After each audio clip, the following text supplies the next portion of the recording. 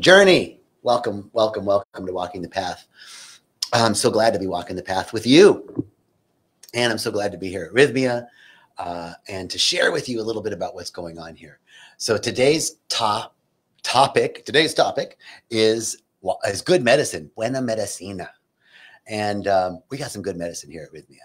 I want to talk to you about the medicine here at Rhythmia and what's happening. And then I want to talk to you about your medicine. What is your medicine? Not just what your medicine is. There's two parts of what your medicine is. One is what you bring to others. You bring good medicine where you go. You bring something. You bring an atmosphere of something wherever you go, and people pick up on it. That's your medicine. And then there's good medicine that we use for ourselves. What is the medicine that we use to keep ourselves centered? So we're going to expand the definition of medicine. So we're going to start from a very simple idea of what medicine is. So, as any good orator will start with a definition. So I went to the Oracle, the Oracle of modern day time, Oracle Google, and looked up the definition of medicine. And one definition of medicine is the practice and procedure used for the prevention, treatment, or relief of symptoms of disease. So it's a practice or a procedure or doing something. It's either a practice or some sort of intentional procedure used for preventing, treating, or relief of the symptoms of disease. And then we're going to take disease and break that up. Dis-ease, things that cause us to be uncomfortable. Disease, right? So let's talk about what is this procedure, right? What is the procedure? Well, the procedure is in some way identifying, right? Identifying something. It's the practice or procedure used for prevention, treatment, or relief. So we have to identify something as being, I'm saying hi to everybody. Hey, Diego, what's up, brother? Identifying something within us. And then there's a procedure or a treatment that must be done in order to provide relief from that symptom. So this is a beautiful definition, and it works so well on the physical level and on the spiritual level. So we begin with definition. Now, I want to share with you, we're here at Rhythmia, and the topic is a conversation about what's happening here at Rhythmia. And today's topic, I'm so excited to share with you a little bit about what's going on. This week, I have had the great privilege of teaching a lot of classes this week with this amazing group that's here. And I want to acknowledge all of them for what they are doing. It's such a privilege to watch people step up to the precipice, to the edge of their boundaries, to step up to the edge of their comfort zone. And then to walk boldly into the unknown. That's what being a leader is. Leaders are walking into the unknown. And so if you are out there and you're working on something and you're feeling like you're all alone, you're feeling like nobody gets you, you feel like I'm going in a different direction than everybody else, that's because you're a leader. You're a leader in your life. And leaders aren't walking with the crowd. So if you're feeling alone, if you feel like you don't belong, you just might be a leader. You might just be bold and brave enough to walk into the unknown, to walk into that which is outside of your current paradigm. That takes courage. So acknowledge yourself for having the courage to walk not lockstep with the crowd, but to walk according to your own rhythm, according to your own internal directional guidance. That takes courage. That takes braveness. That takes power. So be proud of yourself, and don't let the idea that you're the only one or you feel alone, don't let that idea cloud the reality of what you're doing. Don't let that idea bring you down or in any way dampen that internal urge that's nudging you forward. Follow that internal urge. Those nudges, those are divine inclinations. Those are divine directions that we're receiving. And so in order for us to receive more of that divine direction, in order for us to be more aligned with our intuitive guidance, we have to do some cleaning. We have to do some straightening up.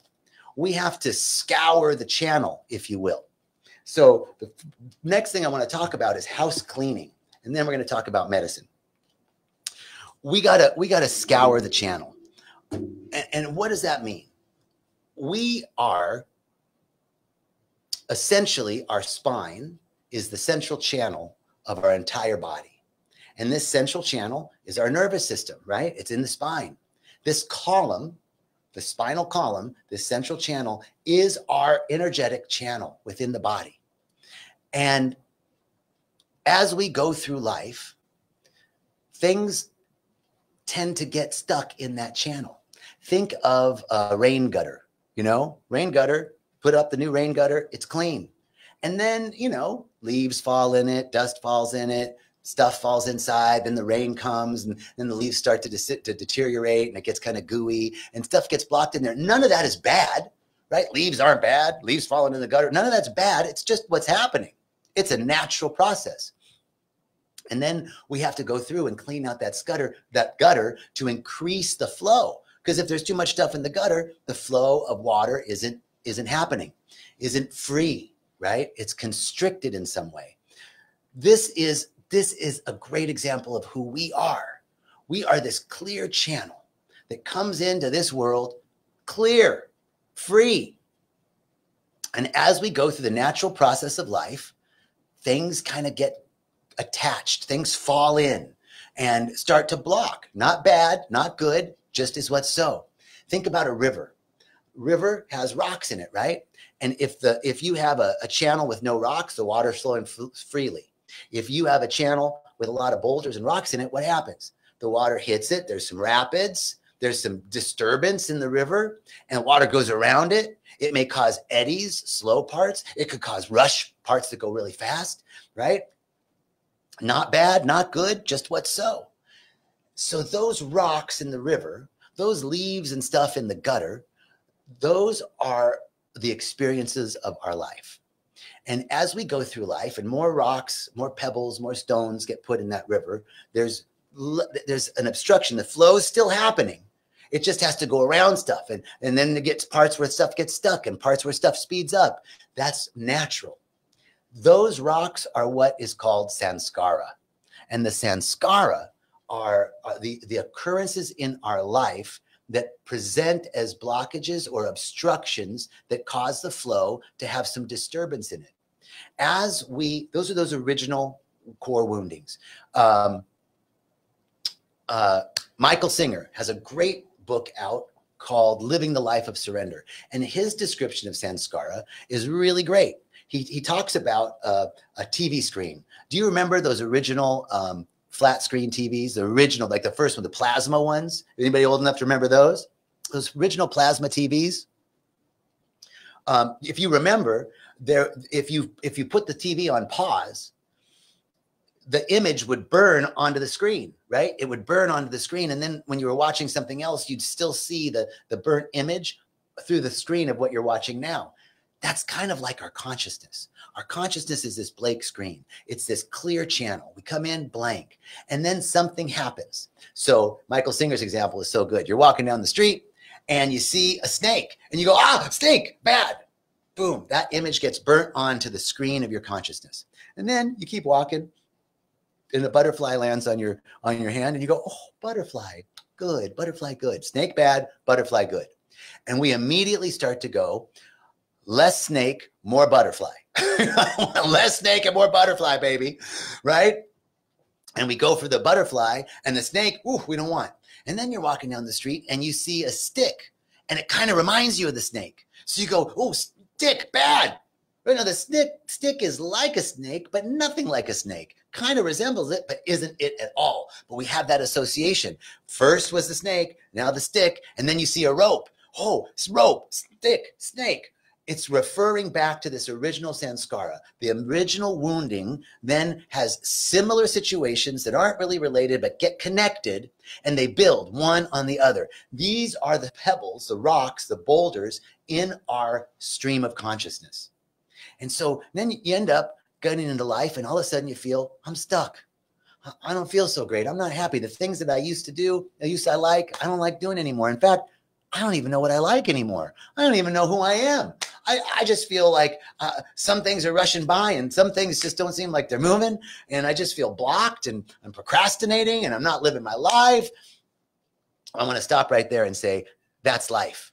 This is life, full of samskara or a clear channel. It's all life. It's all living. Nothing wrong. Now, as these samskaras, these associated events start to occur, this snake, rope, stick, right? They start to accumulate. And pretty soon we're walking through life and everything's triggering the original samskara. It has nothing to do with the snake, but you see twigs and sticks and all sorts of rope and twine and wire and anything that's anything like a snake triggers that original hurt. So we got to clean house. We got to scour the channel. We got to remove the boulders out of the river so that there's less stuck parts of eddies and less rapid parts, less disturbance, more clean flow.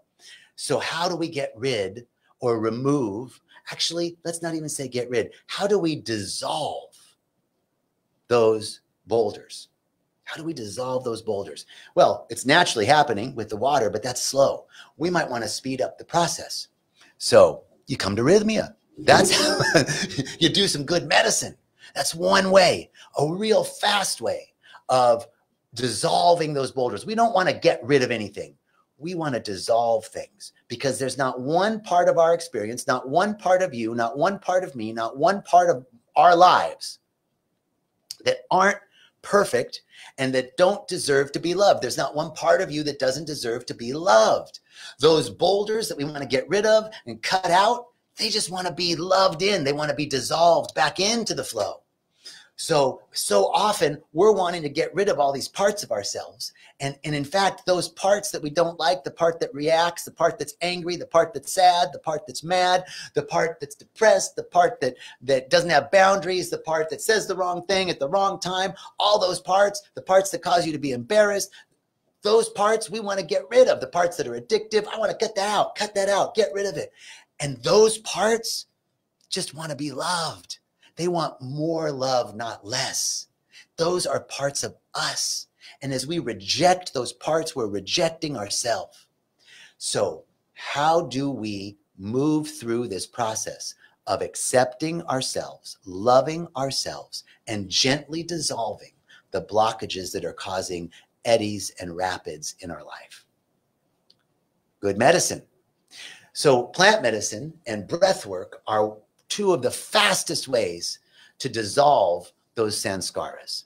They work very powerfully because they help us get very quickly to that core wounding. Talk therapy is really good, but talk therapy takes you back from, okay, there's a piece of wire and the wire reminded you of this piece of twine and the twine reminded you of this rope and the rope reminded you of this stick and the stick reminded you of this snake. And that takes about 10 years, right, to get to the core wounding.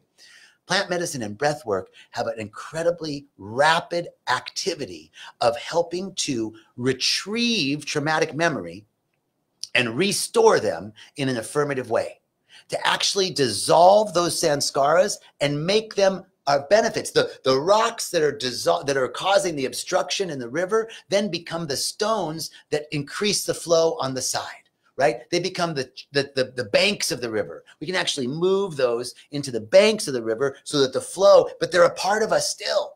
We don't have to get rid of them. The things that were blocking us become our allies. The things that were causing obstructions become the support that reinforces the flow of water, the flow of energy, the flow of consciousness, the stream of consciousness within us. So I want to share with you, I had a wonderful, wonderful experience here at Rythmia on Tuesday night. You know, we're so fortunate that part of our job is we get to drink medicine. That's an amazing thing. I had such a tremendous experience, and it reminded me of how special Rhythmia is and what happens here every week. It was just a regular Tuesday night at Rhythmia. Everybody was just doing the job. The musicians were doing their job. The guardians were doing their job. The shaman was doing his job. The medicine was doing its job. Everybody was just doing its job. Just another Tuesday night at Rhythmia. And what was happening? Miracles. People finding something true about themselves. People seeing the thing that has been blocking them from their freedom and returning to a state of wholeness, and then forgiving themselves and others and healing their hearts. This is the regular activity at Rhythmia. I'm looking at a couple of the comments. Oh, Amy says plant medicine at Rhythmia is nothing short of miraculous. Indeed, indeed, indeed. So I went in to ceremony Tuesday night, and was just so amazed at the profound experience that I had in releasing those things that were causing me to, that were keeping me from a fuller expression of more freedom in my life. A fuller expression. And what is freedom? Freedom to be me. Freedom to be me without hiding behind anything. Freedom to be my authentic self without having to protect anything. This is a continuous process. I was able to unearth some old stories, those early sanskaras that were causing things in my current life. One of the things that I was able to determine or see in the medicine on Tuesday was an old story that I had. It comes from being the last of 6 kids. And I was the last of 6 kids. All my brothers and sisters were much older than me, and my parents were a lot older than me. And here I am. I have 5 older brothers and sisters and 2 parents that were always there to make sure I wasn't doing anything wrong. They were just trying to be loving. But it was a constant like, nope, you're doing that wrong. Nope, not that. Nope, a constant correction. You know, little kid just being constantly corrected. Don't get it twisted. I was completely spoiled too. But constant correction. And then this memory came up. I was maybe 8 years old. And my dad had a restaurant when I was little. And in the restaurant, around the perimeter were all these shops. And one of the shops was a beauty salon. And at the beauty salon, all these women worked at the beauty salon. I was this little kid, and I would go in on Saturdays, and they'd have donuts on Saturdays at the beauty salon. So I'd go and get a donut. And one of the girls offered to give me a manicure. Now, this is in the 70s. So it wasn't cool for men or boys to be getting manicures in the 70s, right? That was not the thing. Now, everybody's like, I'm going to get a pedicure. But that wasn't the case then. So one of the girls offered to give me a manicure. I didn't even know what it was. She gave me a manicure. Cool, whatever. And I went home and went to do my chores. And I was outside pulling weeds, you know, in the garden. And my dad, he was at the restaurant, and he heard that his son got a manicure. He was pissed. My dad, you know, Navy, Lebanese, Navy, you know, military macho guy, right? He comes running out the back door. Back door flies open. I'm thinking, I'm doing so good. I'm doing everything right. I'm pulling weeds. I'm doing my chores. I'm such a good boy. And he grabs my hand out of the dirt. He's like, let me see your hand. Did you get a manicure? And I was like, yeah. You know, he was so mad, right? So worried about his son, what that might mean. Little did he know. So nothing traumatic. He didn't beat the crap out of me. He was upset. But that was the example of all this stuff that happened in my life, this original sanskara of I've done something wrong. I don't know what it is, but I'm in trouble. I internalized that story. And now many years later, I've noticed that a lot of times my default is I'm wrong. If somebody says something to me, or there's a team and we're in a meeting and something happened, I take responsibility for shit that isn't mine to take responsibility for. And I'm like, why did I do that? Because I have this old story that I'm wrong just by default, and I'm not aware of it. So I was able to see that old memory. This is one of the beautiful things about ayahuasca, is that it activates the Sigmar-1 gene, which is responsible for traumatic memory retrieval. This is why ayahuasca and plant medicine and breath work are so important for PTSD, because it somehow works with this Sigmar-1 gene and allows it's an anti-amnesic effect and allows suppressed memories to come up to the surface, to be viewed And then in some way, the memory is restored in an affirmative narrative. It looks like this. I had a client that came, and her father died when she was 8. And for all of her life, she thought of her father with regret and remorse because he wasn't there when she graduated from high school or college. He wasn't there when she got married. He wasn't there when she had her first kid. So it was always sadness. Think of her father, sadness. That's the original samskara. And in the medicine, she something around the memory, she retrieved this traumatic memory of her father's death at 8 and was able to restore it. And she came out of ceremony and without any prompting said, now when I think of my father, I think of him with gratitude for the time that we had. Now, nobody could have told her, you know what's good for you is just to be grateful for the 8 years you had. Anybody would be like, screw you. Don't tell me that. I lost my father. But somehow in the medicine, something happened and she was able to restore that traumatic memory. So this is what we're talking about in terms of cleaning house or scouring the channel, cleaning the channel.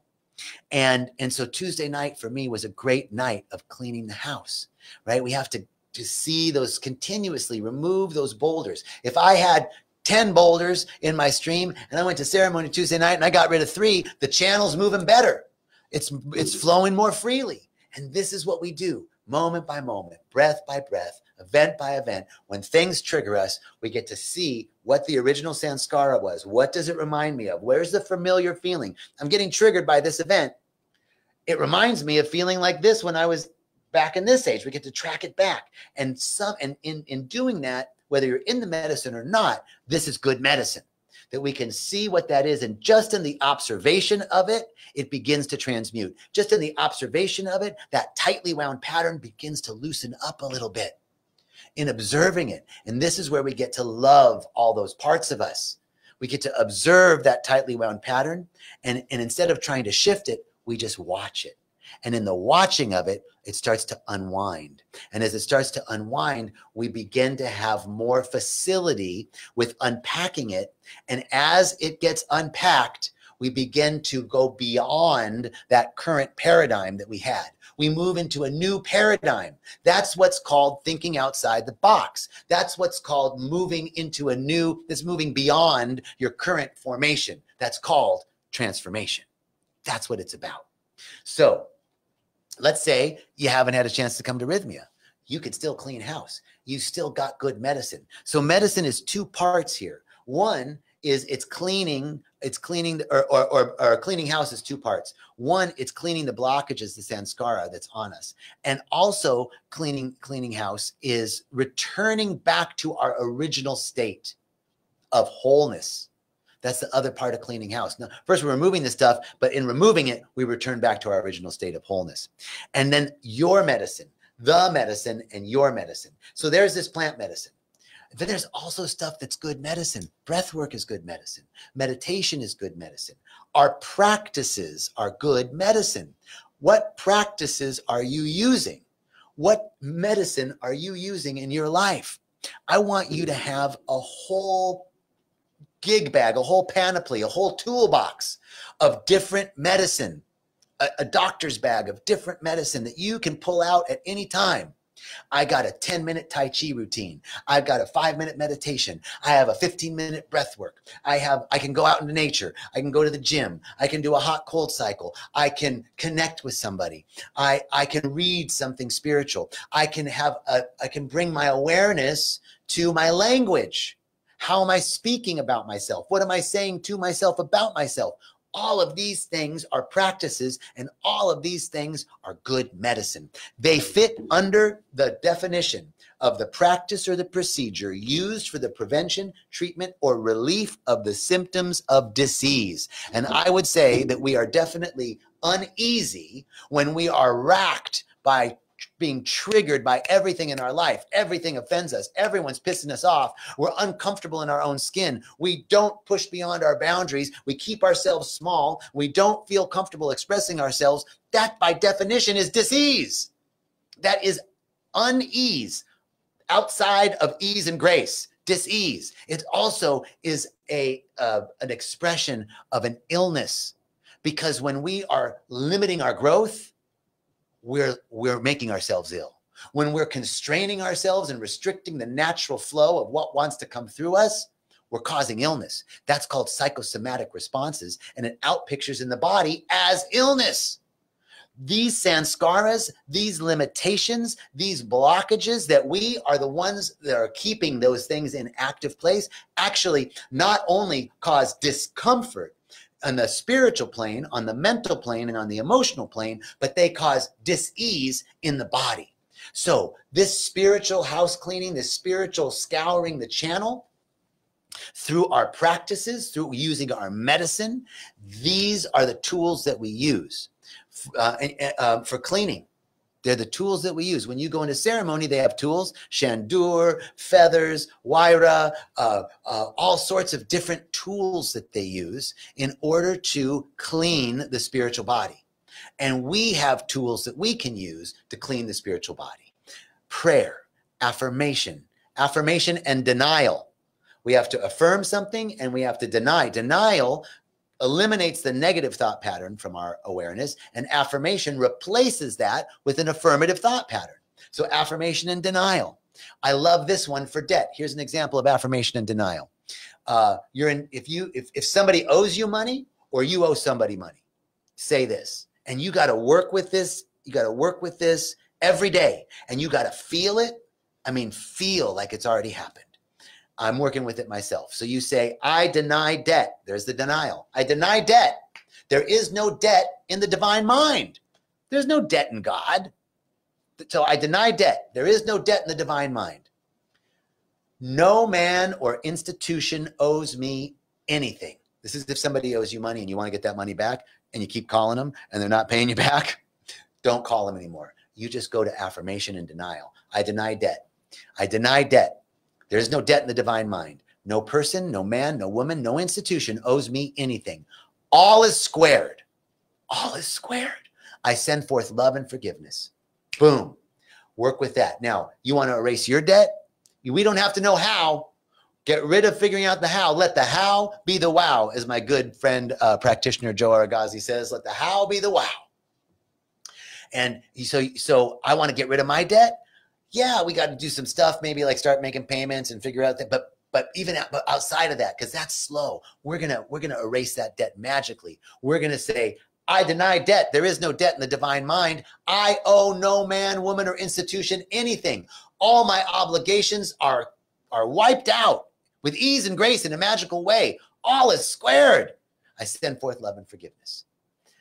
Affirmation, denial, and affirmation. That's medicine right there. We're treating our minds and preventing the disease of limited thought from causing uncomfort in our body and in our minds. So watching our language, affirmation and denial, meditation, affirmative prayer, yoga, breath work, movement, qigong, tai chi,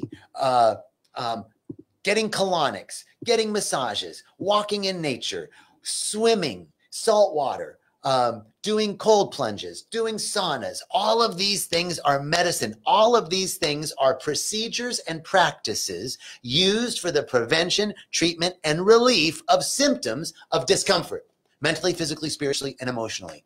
That's what good medicine is. So you have to have your medicine bag full of different things. I got 2 minutes. I got 5 minutes. I got 3 minutes. I got a half hour. I got an hour. You got to be able to use those things and call on them to treat and prevent the reoccurrence of these disturbances in our mental, spiritual, physical, and emotional system. Now, the other definition, finally, last part, other definition of medicine is the medicine that you bring. You are good medicine. You're good medicine. Wherever you go, you bring an atmosphere of something with you. What are you bringing when you walk into the room? What are you bringing when you go to that party? What are you bringing when you go to that meeting? Are you bringing, this sucks, I can't want to be here, when am I going to go? Or are you bringing an atmosphere of love? Are you bringing an atmosphere of compassion? Are you bringing an atmosphere of peace? Are you bringing an atmosphere of joy? Are you bringing an atmosphere of abundance and prosperity, of health and vitality, of creativity and excellence? What are you bringing? you, through our practices, by administering ourselves our own medicine through our practices and keeping our channel clear, cleaning that window, scrubbing that channel, cleaning the house, rearranging the furniture, by doing that, we're applying the medicine to us. And then we get to move from the me plan to the we plan. That's spiritual growth and development. And then we get to bring that medicine wherever we go. When you show up, peace shows up. When you show up, love shows up. When you show up, compassion, joy, possibility, potential shows up. That's good medicine. Then you get to bring the medicine to the world. That's what I love about this talk. It's called Walking the Path. And my mission is for my own spiritual growth and development so that I can walk the path of spiritual growth and development with others. Because I believe, and Rhythmia believes, that through individual transformation, we create a world that works for the best and highest good of all, from the individual to the community. We do our own housekeeping. We keep our own side of the street clean. And then when we cross the street, we bring that atmosphere of cleansed, beautiful energy wherever we go. And we are the medicine. So we get to take in the medicine and receive. And in God's good way, we get to give that medicine back and watch it multiply and amplify in the world. Because the revolution will not be televised, and it won't be on IG, TikTok, Instagram, LinkedIn, or Twitter. It's going to be in consciousness, one consciousness at a time. All we got to do is scrub our channel, keep ourselves full of good medicine, and then we naturally will take that medicine out wherever we go. I want to thank everyone here at Rhythmia. This is the most amazing place. When you come, you'll see that everybody from the housekeepers to the massage staff to the guardians of the medicine and the shamans and the doctors and the teachers and the chefs and the administrative people, that everything is working together here for you to show up and receive some good medicine so that you can then go out into the world and take this medicine everywhere you go. Good medicine, baby. All right. Thank you so much, everyone. It's such a great honor to share with you today. I'm sending out love and forgiveness. We're denying anything. We deny lack. We deny debt. We deny not enoughness. We deny that we don't belong. We deny that we're not lovable. Because there is none of that in the divine mind. We send forth love and forgiveness and affirm that we have everything that we need, that all of our needs are met, that everything is working together for our good, that all is well and all will be well, that everything always works out for us, that everything is working together for our good. We affirm that and allow that medicine to do its job. All right. Peace and richest blessings.